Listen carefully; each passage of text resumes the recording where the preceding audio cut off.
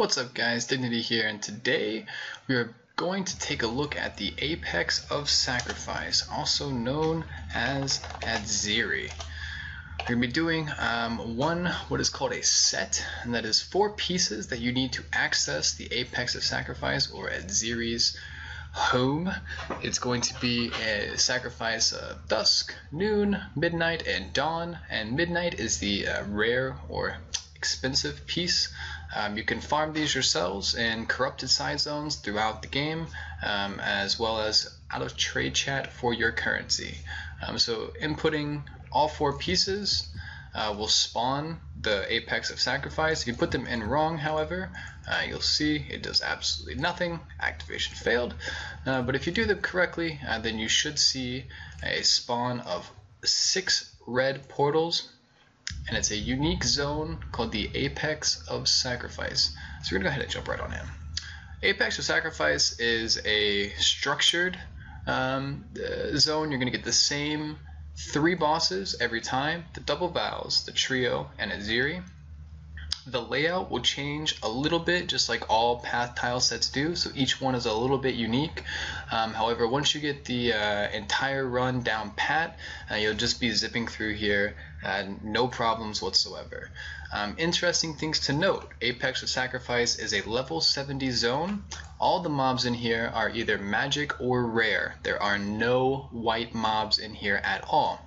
So if you're looking to magic find, this is a really good place to do so, because magic mobs and rare mobs have the better loot tables. So I highly suggest running some magic find if you can incorporate it in your build, or even just bringing in an alternate set of magic find gear which you swap out before the boss and then swap back into after the boss, just to make going through here more efficient and try to get as much possible generation out of here through items, currency, maps, and uniques, as well as the items off of Atziri's loot table. So generally, people run this for the Atziri belts, the Atziri scepters, mortal fragments, and then whatever else they get on their way to the queen herself. For me, I like to do this zone as early as possible in a new league, because the 70, 71, and 72 maps that you get out of here help jumpstart your map pool. It was not raised with the introduction of 2.0. They did not bump the zone from 70 to 72, so you don't get quite the advantage that you used to by running this early, but you still jumpstart your map pool into about the 70-72 range by the end of day 2 if you're in here early. So that is extremely helpful as far as early league progression. We're going to go ahead and jump right on through here and start clearing. So I am running some magic find, trying to make the most out of it. As you can see, the first mob drops a 71 map. So if you're in here for the first time in the beginning of a new league, this is quite nice as far as jump starting your map pool. But you'll see a lot of currency drops. The mobs hit relatively hard. That guy hit me for about 2k. I'm running a character that is pretty much glass cannon SRS. This build at least is not a huge defensive focus, but you'll constantly see 6 sockets is one of the more common drops in here for sure. Just really high 6 socket generation. AUX, fuses, maps, lots of good gear, especially early in the league when there's not much gear out there. A lot of this gear can roll really well, making magic finding that much more profitable. The first boss that you're going to come to is the double Vaals, Vaal Oversouls ×2. So if you remember the Act 2 boss, huge guy that does the lasers and all that good stuff, the Smash, he is here, and he's brought himself a twin. So I'll briefly go over those once we get there. Other than that, it's pretty much just clearing to it, and we're here. So important things to note about this: if you look over here, that is a trigger that I just triggered, and then up here is another trigger as well. So they trigger independently. They have a variety of attacks ranging from smash to the laser. They also will ice rain, and they will ball lightning. They will also summon ads. So just like Vaal Oversoul himself, when they first pop up, they immediately summon adds. This is a really strong DPS window right here. If you trigger them independently, like I did, then you will have time to DPS one and then time to DPS the other.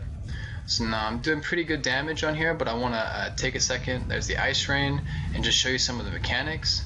Now there's the Ball Lightning. You need to be able to make sure you can get away from that if you need to. He's summoning adds again, and it's important to note that once one dies, the other will enrage. So having one down like this puts a lot of pressure on you to make sure that you do at least a good fair bit of damage and get the other one down quickly as well. As you can see, I'm doing it with Magic Finds. They did drop a decent amount of loot. They can also drop 72 maps. The lasers will shock you, the Ball Lightning will shock you, the Ice Rain can freeze you, and the Smash is, I think a portion of it is fire damage in addition to physical damage. So if you have a Mortal Call-Up, the Smash will do nothing to you, it won't even hit you. If you have very high lightning resist, or even want to run a Topaz Flask, which I didn't run, that will help you deal with the lightning damage of this fight. Other than that, this is probably for some builds a very challenging fight, and for other builds a very easy fight. If your build has high DPS, this fight should be no problem, and you should almost be able to kill them before they even pop up. They pop up and they drop one volley of adds, and most builds, once they reach a certain level of DPS, are able to kill them before they even finish dumping out those adds. So you kill one, you engage one, you have 7 seconds before the other one will automatically engage. However, if you don't tag it yourself, you run the risk of it kind of bugging, and they appear for a second and then instantly go away, giving you 0 DPS time. So that's kind of what you want to avoid, and we'll continue to press through here.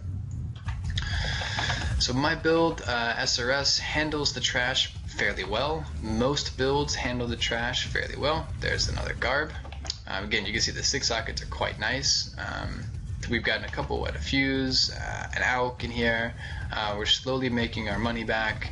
Sets right now in warbands, there's another one, cost around 8 to 10 C right now, and it sets in standard are probably more around 12 to 15 chaos, about 3 to 1 exalt, whereas here exalt are very expensive right now, and you can get 6-7 to 1 exalt. So very good for the runner, not so good for the farmer. In standard though, the farmer makes a pretty sizable chunk of money for just grinding the sets out. Other than that, some of these mobs can have like powerful crits, or allies deal substantial extra damage. So these big boys can kind of hit hard on occasion. They can crit you pretty decently as well. These spitters are probably the least dangerous of all the mobs, the spitters and the sparkers. It's the plant spitters, they do chaos based damage, and then the skelly sparkers. Now those snakes that you see, if they hit you, they will also puncture you. They do use puncture. And if you are not paying attention, you can bleed out very quickly, because of the high base damage that they do means a high bleed from puncture. So I would definitely be mindful when you see a snake coming to you, and either kite it back or be ready to hit your bleed flask. Now this next fight is called the Trio. It's called that because there are 3 bosses in here. When each boss dies, it gives additional bonuses to the remaining bosses. As additionally, when each boss dies, it covers the ground in a circular area, which probably covers about 1/4 of the total surface area. So getting them to die either on the same spot or in the middle of the room close together will leave you a good place to kite around the edge. So important things to note is this spot right here is a safe spot. Like this line that I'm running on right here is safe. However, the squares in front of me, so if I'm standing here, that next square right there is the trigger line. So if you step across this into that, you will trigger the fight. Now the first boss that I want to talk about is the Dual Striker. He is on the left here. He spawns in the same spot every time, and the fight is always engaged with the same positioning initially. So the Dual Striker will stand here on like the bottom left of the room, he will always be in this spot no matter what, and you can plan around that accordingly. Now, he's called the dual striker because that is the main attack that he uses. He attacks with both weapons at the same time, which are kind of like claw-based blades affixed to his arms, I guess. The important takeaway is that the dual strike can hurt, and it can be, if you have like high fizz mitigation or fizz immunity through Immortal Call, very, very handy when fighting him specifically. However, when he puts on his Molten Armor, which is a giant red armor around him, he will move faster, attack faster, and he will also reflect damage, and he reflects it back as fire. So be very, very wary when fighting him. If you are fighting him last, I highly suggest bringing some sort of fire mitigation, whether it's a ruby flask, high fire resist at your base, looking at you incinerators, righteous fires, and or extremely, extremely high physical damage mitigation, you know, pushing 60, 70, 80% at a base. I would not suggest killing him last unless your build is specifically tuned to be able to handle him in his fire form, because he stays in his fire form. Once the other ones start dying, he moves a lot faster, he attacks a lot faster, and he casts his Molten Armor much more often. He has about 80 to 90% uptime on his Molten Armor, whereas right now he probably has about 30 to 40% uptime. So that is something to be very, very careful about. The next boss that I would like to talk about is the Titty Bitch. Aptly named because she resembles the tentacle mist creations from Pieties Lunar's temple, but she will do two important attacks that you need to be aware of. She will do a ranged spit, where she will spit a projectile at you. It deals physical base damage, and it can hit very, very hard. It can also crit. Additionally, she will do a rain of bones or a rain of splinters from the sky that will come down in an area very similar to Rain of Arrows. What's important about these two things is that if you kill her last, she starts to deal a lot of damage and spits those projectiles extremely often. And the rain of splinters, rain of bones that she calls from the sky will be permanent. So unless you have some good way to mitigate physical damage, these things will make the encounters slowly force you into a certain spot. And she is very, very squirrely. Once you run up to her and she starts attacking you, she will do an attack animation or two, and then she will reposition herself away from you because she is ranged. So keep this in mind, especially if you're a melee build, that you will be chasing her, which will cut down on your DPS time, that might cut down on your leeching time, and additionally, if you kill her last, the rain of spikes and stuff is permanent, meaning there are going to be areas that you cannot walk back into without chunking yourself, and you get 1 or 2 seconds of standing in it before you are dead. It used to be very easy to mitigate her with an Immortal Call. You just keep a long duration Immortal Call up. You'd never be worried about taking any fizz damage. You can completely immune all her attacks, and she was easiest to kill last. That is no longer the case because of the Immortal Call nerfs, and I would highly suggest her being your first or second kill target. Each time they die, again, they give the remaining bosses an additional empowerment as well. They will also leave a pool of ground that is like a decaying ground, desecrated if you will, that expands over the course of the area. So if she were to die here in the very, very middle, about all of this central area here would be covered in black. Alright, stepping on that will cause your health bar to diminish drastically. So be very, very careful as you kill these. Try to either kill them in the same spot or close to the same spot or loosely in the middle to keep the outskirts of the little room that we're in here open and available for kiting. The last one that I want to talk about is the Cycloner. This guy over here, again, spawns. He always spawns in the back corner. The Cycloner got his name because his main attack choice is a cyclone. He will spin at you and leave a trail of bloody, desecrated, boiling ground behind him in whatever direction that he cycloned from. He'll just leave it on the ground.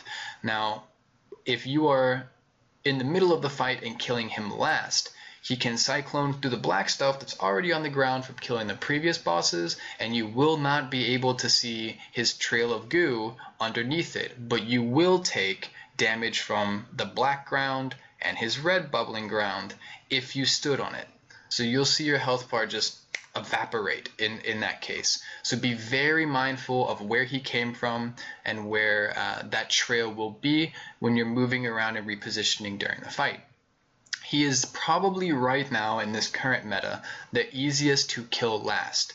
His attack animation is very predictable. He will cyclone at you, he will stop for a second, he will cleave, he will look at attacking with his auto attack, he will cleave again, and then he will spin.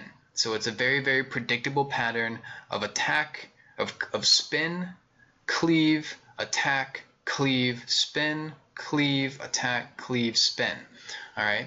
The important thing to note about him is that when you have him killed last, and even before then, his cleave will apply stacks of corrupting blood. So if you see here, I have an immunity to bleed flask here, and it is also advised that you have one of your utility flasks with immunity to bleed as well.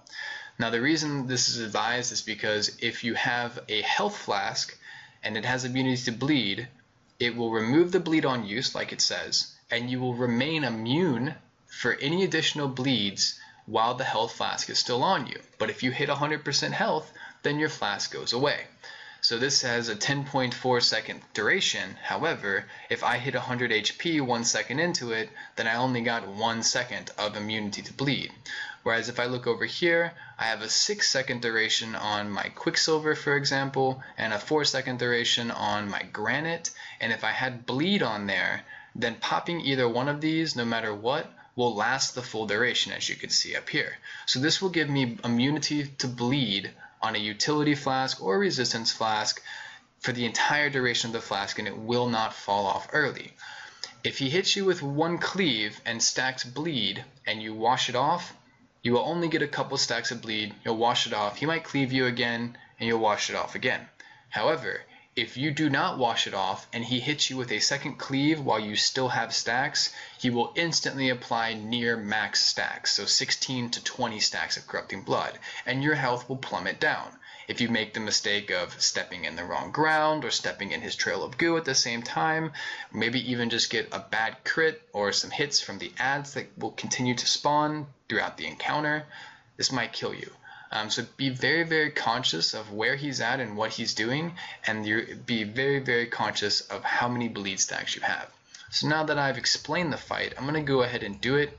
Unfortunately with SRS, this fight is really fast, so it may be a little bit difficult to see all that's going on, but I'll try my best to explain it as we see it. For my build personally, I like to throw down a Vaal summon skeletons right here on that marker right there.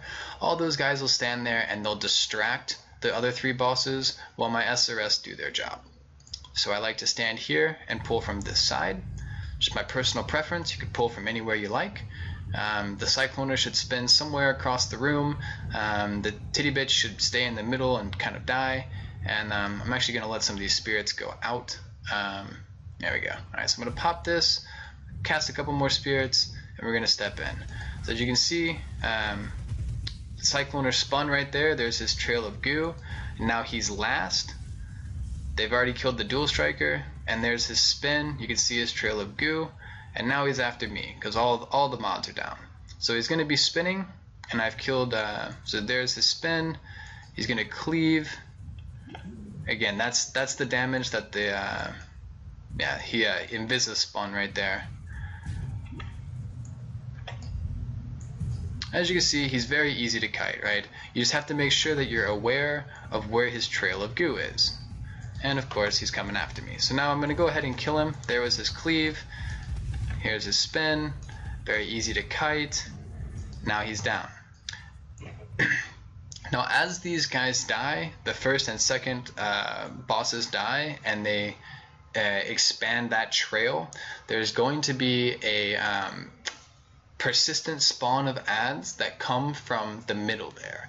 So as you see the ads built up, they don't really do a ton of damage, and they're very useful for getting your flash charges back, but if you're not killing this fight very quickly, then they can accrue, and you will need to find some way to deal with them, some sort of AoE skill. But again, that guy is even tankable with immunity to bleed and a decent physical mitigation, and we went ahead and we got a map off the boss. So I like to pick up staffs, just in case, get that +1. And we're going to look at these staffs. +1 fire. What a tease. And again, you can see the 6-target generation in here. Kind of nice. Kind of nice. I'm going to continue and progress on here. Clearing all these mobs is relatively easy for most builds, like I mentioned before.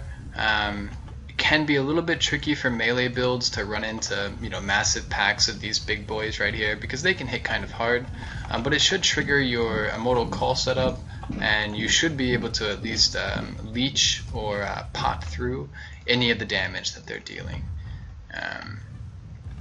The earlier in the league that you're farming this, definitely the better.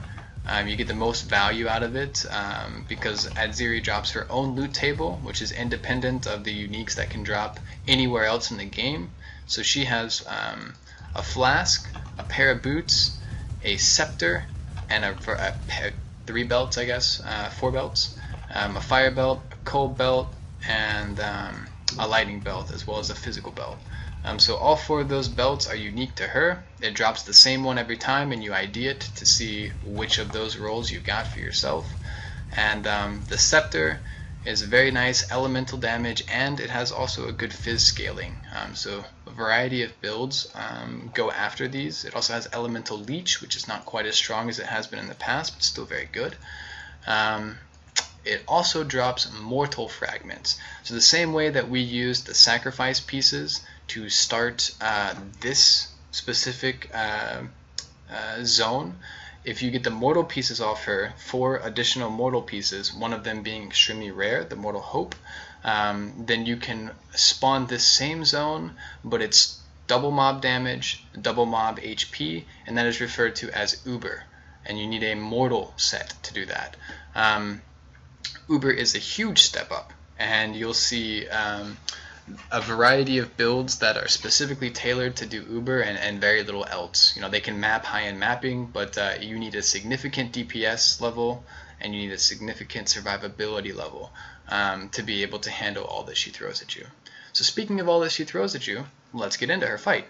Now, this line right here is a safe spot. Stepping further will trigger. So I like to post up right here, get my corpses down for my build, and get a totem down if I need one. The important thing to note about Atziri is that she has 2 phases. Her normal phase, where she is just like this, standing up there ready to go, and she has a split phase, where she splits into 4 images of herself. These are generally referred to as the splits. Now if you look in her hand, one of them has a ball of fire, one of them is an arm with lightning around the edges of it, and one of them is holding a mirror right there, and the back one is holding a spear. You can't really see it that well, but it's there. And these indicate the 4 core pillars which make up her mechanics. First things first, the fireball in her hand represents the flame blast. There are 2 types of flame blast that she will do. She will do a small personal flame blast that will deal damage in an area right around the player, and she will do what's called the double flame blast, where she will launch 2 huge flame blasts, each one of them covering a massive portion of the room, generally covers about 80 to 90% of the room. Now when you see the double flame blast start, you have enough time to move out of it and get to the edge somewhere around the room, and you should be in a safe spot. And they do originate on your character or around your character, so it is taxing and challenging sometimes to make it all the way out, but you can do it. The smaller flame blasts, if they originate on you and you are already moving, then you will most likely always get out of them. I like to remain moving when I don't know what she's doing, so that if she does flame blast me, and that's the attack decision that she makes, I'm already on the way out of it. The lightning arm represents her lightning storm calls, and these are going to be yellow storm calls that fill the entire room. Fills about 60 to 80% of the room depending on the RNG, and it's very easy to find a safe spot and dodge them. The problem is, as they're exploding and they're triggering one by one, she will have already made her next attack decision. So this could be a flame blast, this could be throwing spears at you, so you need to be prepared to potentially move while there are still storm calls on the ground. By the same token, she does the fire mines in the ground, which is the same mechanic as storm call. They're just red, and they blow up in the same fashion, one after another after another. They cover about the same area of the room, depending on RNG, and she will decide to do something else before the entire thing is completed. So there will be a flame blast or a spear, or even starting storm calls after, while the last of them are blowing up. She will throw spears at you specifically. That is her basic attack animation, is a ranged spear which she will throw. And one of the attack animations that she can do is a spear volley, where she will spin around in a circle and cover about a third to a half of the room with a volley of spears. The spears themselves don't hit too hard, but they do apply a puncture. So if you have a removed bleed flask, it's quite handy. Last thing to cover is that there is a healing phase in the middle of all this. So every so often she will decide to heal, where she will port to the center of the room, and zombies will come from different parts around the edges of the room. It's randomized. You can get some on one side, some on the other, none on that side. And if they get to her, they will heal her. So what I'm going to try to do is pull the fight and show you the first healing phase and allow some zombies to hit it as well. That way you can see them healing up. And we should go through a couple healing phases throughout this just so you can see the encounter. As I mentioned, she has 4 arms, and those represent 4 splits. Each of those splits will embody one of those mechanics. So they will be fashioned in a diamond around the room. There'll be one where she's standing now, one to the left, one down to the right, and one right here by the door. Now the location of these splits is static, but the splits are random which one appears in which location. One of them will be a spear chucker, one of them will be a flame blaster, one of them will be a fire miner, and one of them will be the mirror. Now the mirror is the most dangerous one because it reflects 100% of any damage dealt. So if you have something like tornado shot and you're attacking one of them, that could split off and hit the mirror, and you could kill yourself with a crit, even though you weren't intending to. So you have to find something that is good, strong, single target that doesn't risk killing you if it splashes to the mirror, and hopefully you don't hit the mirror at all. Some builds, however, can specifically kill the mirror if they are itemized towards it. If you, for example, are an incinerator with 100% fire resistance, then you can deal fire damage to the mirror, but you're immune to your own reflect. So you should see very little trouble taking the mirror down. Other than that, the most common question I'm asked is, how do you know which one is which? Well, if you see that purple arm that I showed you just a second ago, that one that you can barely see in the top corner up there, that purple arm image is visible for about 2 seconds or so before the splits become active. This gives you enough time to position accordingly. You can basically begin to recognize what the split images look like as they're appearing, and the purple lightning arm is the easiest one of them to see. So I'm going to go ahead and engage the fight. I'm going to start this out with only a couple spirits here, and you guys will be able to see them. This is the fire storm calls, and there's the flame blast. So because I knew the storm calls had happened, I just went ahead and kept moving. Now you can see the purple arm up there. We're going to work on this flame blaster right here, and as you can see, you don't really have to do a ton of damage. You can just sit here and continue to cast while you're running and moving, and just focus on dodging. Again, you know, I could be casting right here, but I'm not going to. I want to make sure that I am moving. Now here is this what they call the healing phase, and if you look, I'm letting a few of these guys get there, and you can just watch her health bar jump right up. Now she will split at 75, 50, and 25%, and she can healing phase whenever she wants. So I'm going to let these stack up a little bit. I'm going to get a bunch of spirits going, and we're going to do a little DPS. Now this is the storm calls, and I want to make sure I find a way out. So down here was safe. This is going to be another split phase. Here is the spear trucker, I believe, flame blaster. Could not see the yellow there. If you see, I'm basically just worried about dodging. I just want to, moving is my highest priority. There's the spear volley. Here's another, so I know I'm free to cast a little bit there. There's another spear volley. She's spearing me, another spear volley. There we go. Now I'm free to cast here. Free to cast here again.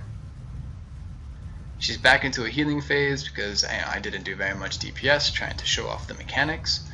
But this time, I'm going to not let any hit, so we don't actually let her heal at all. And SRS is pretty adept at picking off these guys.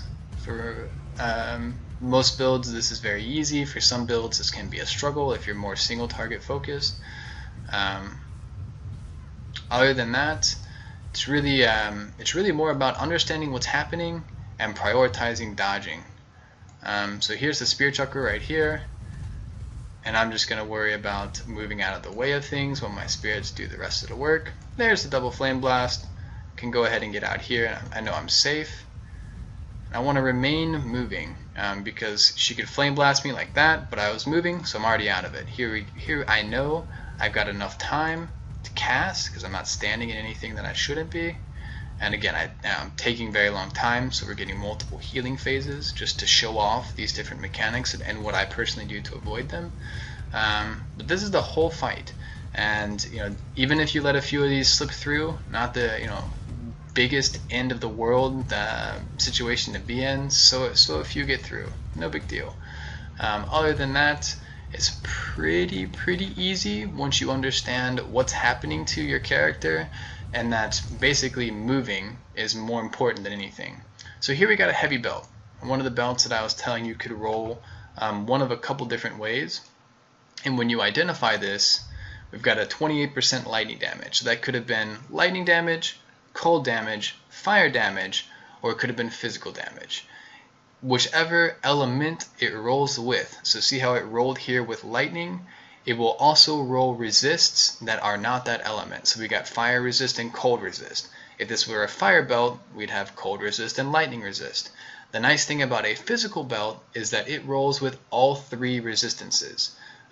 Another interesting point to note about these belts and why they are desired is that it has lightning leech on the lightning belt, fire leech on the fire belt, and cold leech on the cold belt. And these are one of the very few sources in the game for like elemental leeches. You can master it on your weapon, you can get it from the scepter, and you can get it from the belt, and there's other few uniques that give you the option for elemental leech. So because it's a very finite resource in that sense, it's highly desired.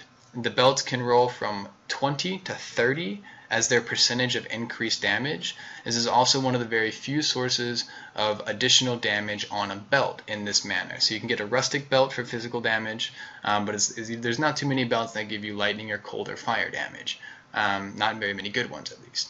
So this is quite valuable early in the league as many people are putting their builds together, but as more people farm Atziri, this loot tends to trail off in value.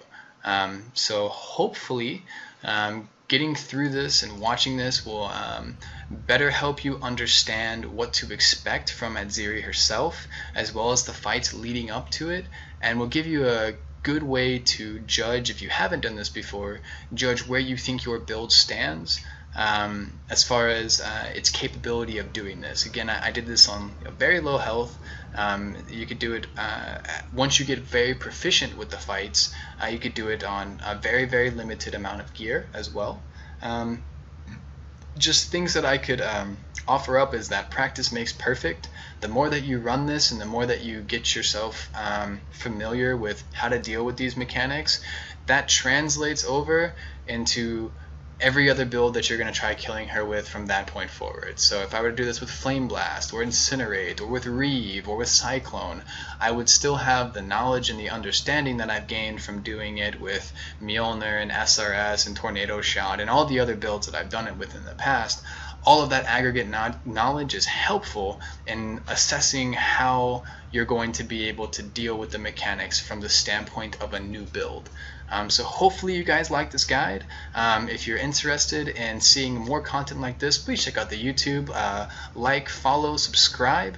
If you have any interest at all in catching us live, you can tune into the action at Twitch TV/Dignity. We're going all the time, and again, I really hope you enjoyed this and you were able to take something away from it. And if you have any questions or comments, please feel free to leave them, and I will definitely check them and get back to you as often as possible. So thank you very much for watching. Have a great one.